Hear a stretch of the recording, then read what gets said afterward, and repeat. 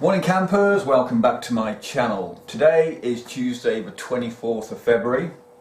It's a good day. I tell you why it's a good day, because it's a day off work for me. But more importantly, it's the start of my growing season, because today I'm going to chit my potatoes,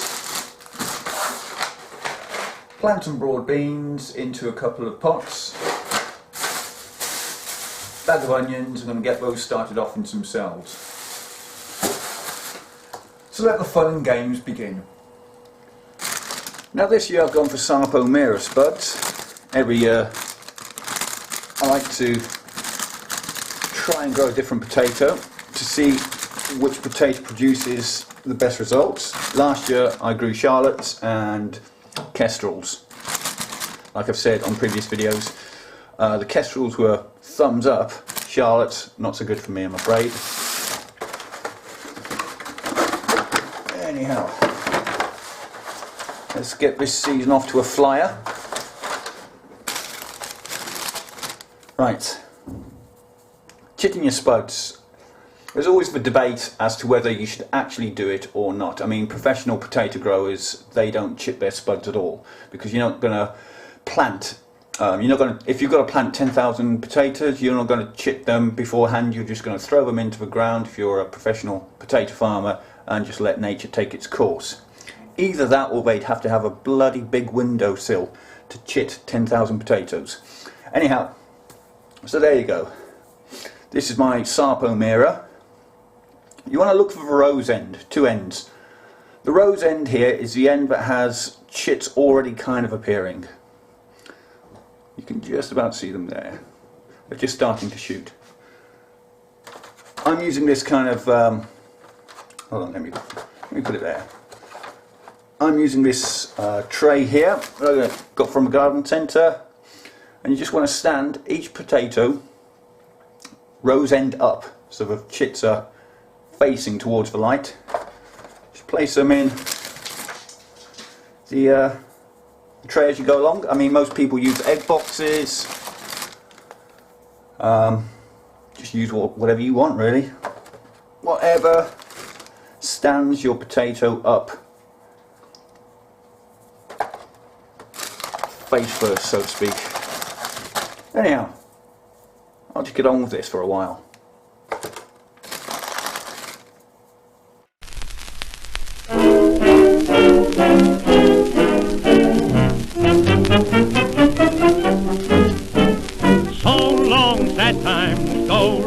That time we are rid of you at last.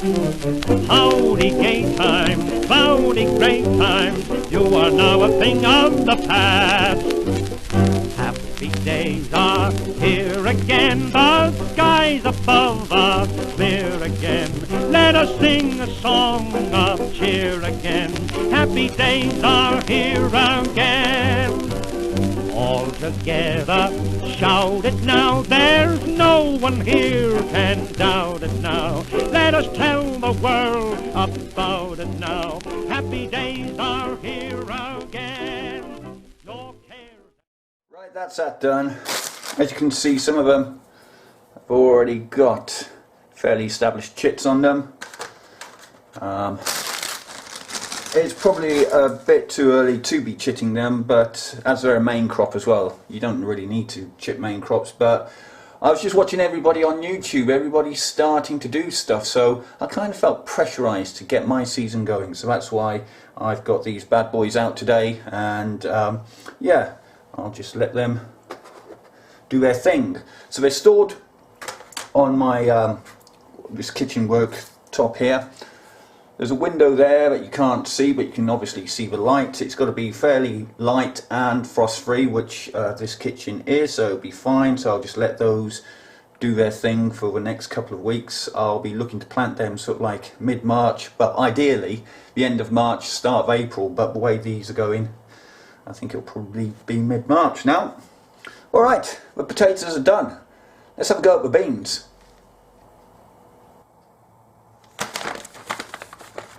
Like I said, I'm going with Bunyard's Exhibition this year. Last year I went with Scorpio. And I was kind of caught out last year by Mr. Mouse on the allotment. I planted about 4 rows of broad beans and the mouse took them all. So this year I'm going to try and play it safe and start some of them off at least in these pots. Now these are 9cm pots filled with just general multi-purpose compost from your local garden centre. Let me show you the beans. There you go. Plant one of these, people. You'll be able to climb it within a day. Because these bad boys here grow to 1 metre in height, whereas the Scorpio variety that I chose last year were very small plants. Right, let me give you a bit of a spec on these, right? So for indoor sowing, which is what we're doing here, sow between February and April. Let's have a look. It says sow 1 or 2 seeds per pot. Well, I'm just doing 1 per pot. Seedlings will appear after 10 to 21 days. Stand outside for a few days from April to avoid frosts, and then transplant them in a zigzag pattern up at the allotment or in your garden. You'll be able to harvest these bad boys between June and July, or from June and July. What's going on with my cat? He's going mental out in the lounge. Anyhow, it just says it's a popular and versatile long pod variety, one with the most reliable, producing well-formed pods that contain 6 to 8 white beans per pod. So that's not a bad return for each bean here. Okay, let's plant these magic beans and see what appears in the next 10 to 21 days. The purists out there always say, see that little scar there on the edge? They always say plant the bean sideways on, because what will happen is it will shoot from the side, shoot will come up, roots will go down. So rather than plant it upwards like that, plant it side on, so you give the bean a chance and the plant a chance to kind of do its thing, so to speak. So for the purists out there, I will just this one's for you. About 1 inch down, cover the top and ad infinitum. Just continue that process until all your pots are done.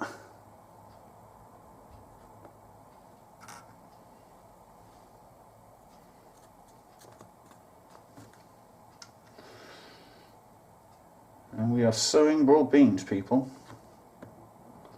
This is quite literally, on the excitement scale, I've probably hit 3.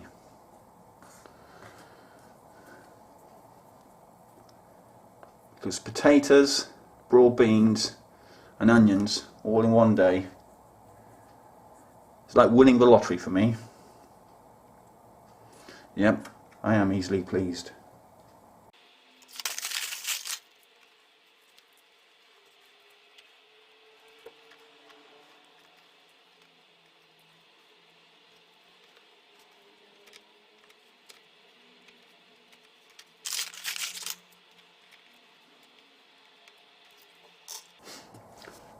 And just like that, we're done.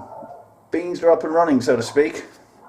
What I'll do is give these a bit of a water and just let them settle and hopefully see them very soon. Now last but not least, it's time to sow my onion sets. This year I've got Sturon onions, S-T-U-R-O-N. I think they're just a good general all-rounder. As you can see, I've got a handful here. I'm going to be putting them into these seed trays here. Again, just multi-purpose compost filled to the top. Let's take the first one here. As you can see, that there's the top, and the little tufty bit on the bottom are the roots. So, root first.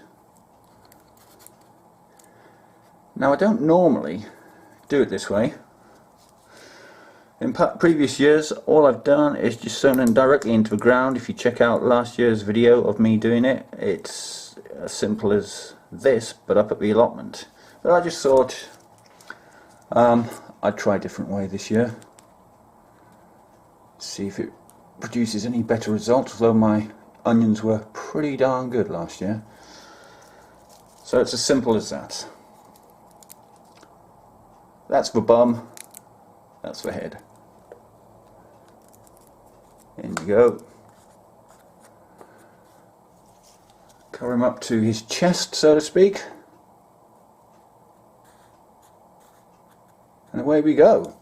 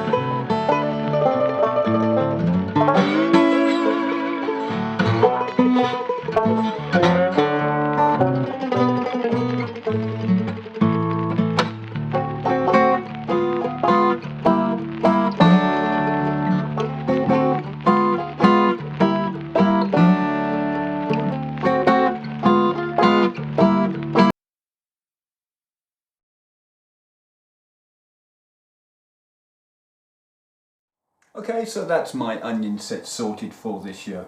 I've got 2 trays, 15 in each tray, 30 onion sets, stirring variety. I was chatting to Aaron from Aaron's Allotment on YouTube the other night, and I was just saying, Guy, I'm just not brave enough to start onion seeds off from seeds. I just stick with my onion sets, which I kind of feel is cheating a little bit, but I'm just not cut out as an onion grower, I don't think, from seeds. So anyhow, those are done. I've also got 20 odd broad beans going, and I've got 2 trays of potatoes. I've actually run out of space on this counter, so it looks like the spare bedroom is going to have to double up as a bit of a greenhouse as well. Anyhow, that's it from me. Hopefully in the next episode I will be up at the allotment and I will be doing some outdoor stuff. Who knows? I don't know. Alright, thank you for tuning in. I hope you enjoyed this episode. I I'm not very good at plugging my channel because I'm not really into it for extra likes or views, I suppose, but I don't know. If you fancy subscribing to my channel, that would be champion, that'd be great. If not, I'm always happy just to read your comments, views and any advice you'd like to give me on my growing attempt for 2015. Alright, I will see you guys on the next video. Bye for now.